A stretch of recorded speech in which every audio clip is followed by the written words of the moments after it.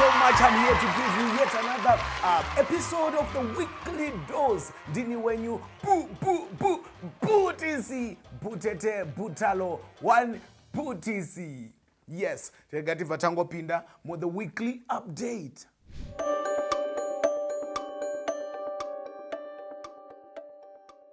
And now for the weekly updates. A UK Prime Minister Boris Johnson resigned last week Thursday, although he had planned to remain as Prime Minister until a successor was chosen.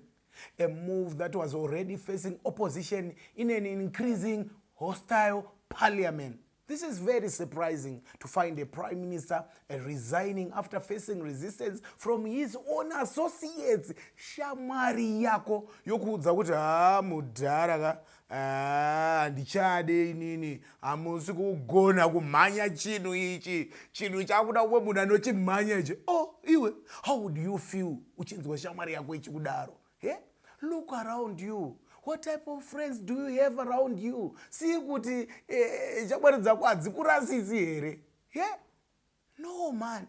So when Johnson was reading his resignation speech at number 10 Downing Street, vanhu vaitoimba panze vachingoti goodbye Johnson, goodbye Johnson, goodbye Johnson. But Johnson, ebe asiro majekiseni atabaiwa here. Komana unopuzi ndakuda kutanga kuedha tundu wacho zoka. I mean maybe, but well, goodbye Johnson, goodbye. Kugwanda uko, please, order. Why mchibira wanu mapassport wako man? DJ Tira izvo vari stranded. Umandaona wachiposta pa Facebook page, hanza kumana ndakaraso passport yangu. But kuti vakarasa here vakanoti vakachonjerwa. Guys musadaro. But now he is stuck. But ari stuck kudaro, he has turned lemons into lemonade. Awana imwe show pakadoma apa. I hope ma promote muno marare munozviti makanyanya. Take advantage of him. He's stranded. He's nowhere to go.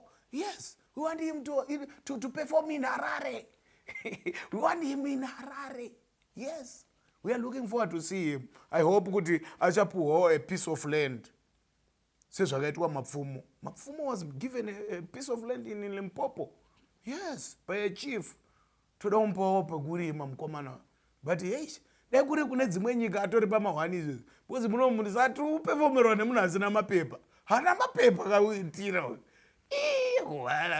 Aiwa, but a passport yake ngaiwanike please. Hashtag bring back Tira's passport. Are you on Twitter? Let's tweet this. Hashtag bring back Tira's passport. On a positive note, we would like to congratulate the following.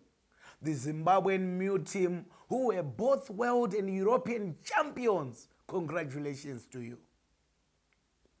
Chief Charumbira, who is now the president of the Pan-African Parliament, and Honorable Tendai Mavetere, Tinoti Makorogoto.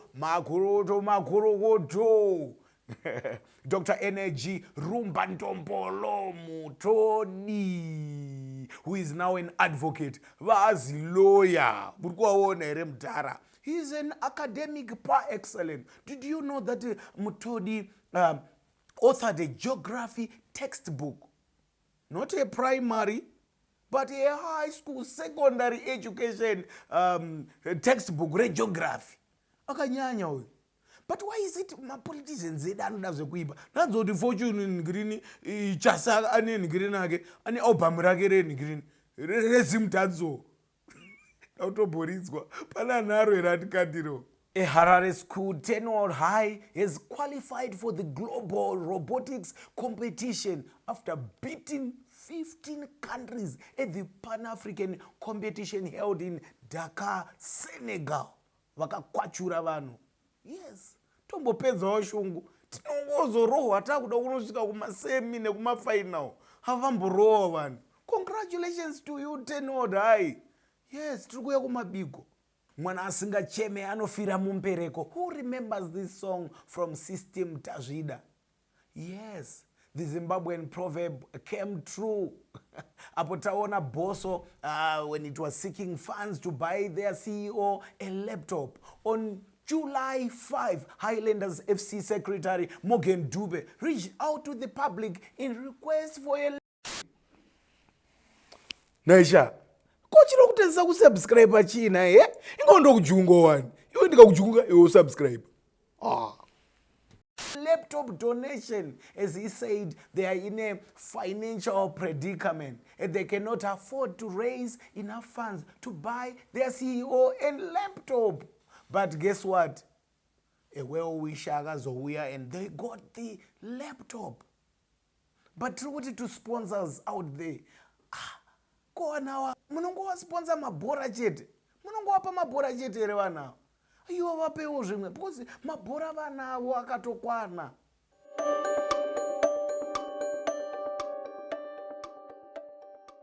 And now for the laughing moments. Rekatone.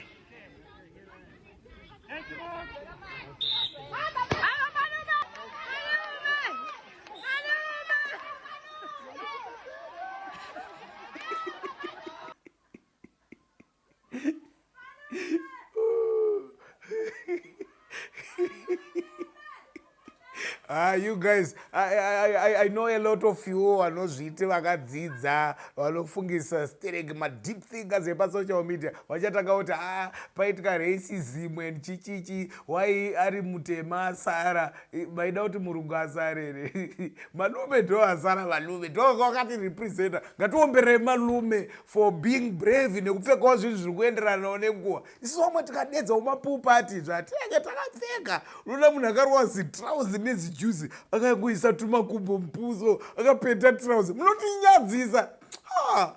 Kundwa naMalume. Congratulations Malume for trying and standing for us. We are proud of you Malume. Wow, munoziva ndinohuda kudarika hama dzangu ndatonyara hangu zvitauro mukoma wachiripo. Yes, my legends. Wow, we. Dara, munhu akadaiso iye ane pfungwa dzakadai kuti aidini ndatonyara kutotaura kuti how afford. When you afford unotozoona kuti ndezvemanga manga. Yeah. Aiwa. Munotina iwe.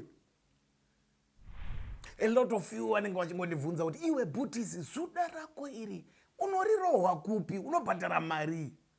Well, regai ndikuratidzei munhu anondirohwa chii. Anondirohwa kati yangu iyi. Ndo zvandakagerwa izvo apa ndanda ndikuda box cut ndakurohwa zuda. Ngatigarisane zvakanaka muzimba umu. Stop violence.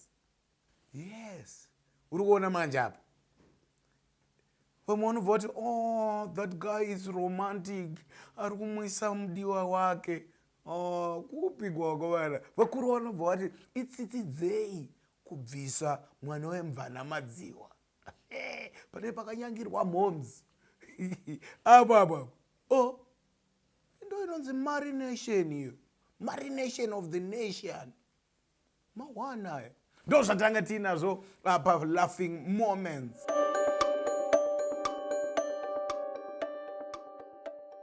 Tunhu tusina basa nekuti tudiki. What myths did you grow up hearing? Kwamunogara ikoko kumamisha kumataundi takatoda kutarisa mamyths yaya. These myths aisenzeswa nevakuru kuti vatsure vana vechidiki kuti vanzwise vatye kuita zvimwe zvinhu. Yekutanga yandoziva kunzanzi ukagara murodhi unoita mamota. Ndiani aida kuita mamota? Hapana. So munhu wese waisagara murodhi but nyaya yanga iripo yanga iri kungoti ukagara murodhi unotsikwa nemota. Another one unonzwa kuti ziso rikapfurira nechekumusoro uku uchafara. These things to other people zvinoita come true, to others vasingabelieve it doesn't come true. But ndo zvinenge zvichiitika izvozvo. Maoko hanzi maoko akavavira mukati kudai unonzwa zvichinzi ndiani kuachandipa mari ndichabata kupiko mari yakawanda maoko awawira mukati. Kune vanobhilivha zvinotoitika ukangotenda chete but kune vasingatende kungoriwo kuvava kungokwenya zvichingodarika. Hanzi ukaridza muridzo manheru unodedza varoyi. ogovara it's just weird kuti uridze muridzo manheru inguva yekuti kune kwanyararira ende vakuru vanenge vachida kutyisa kuti hano hazviitwi chinhu chisingangoiti kungoridza muridzo usiku like kana kuita noise unless uri kubhawa because zvinhu zvaitika kumisha kune kuine rima kwakanyarara kuti zii then oridza muridzo ndeno asingatye muroi kana kuti hanzi izwi rako rinobva raenda waimuka wakuti uchida kuchema voice isikabude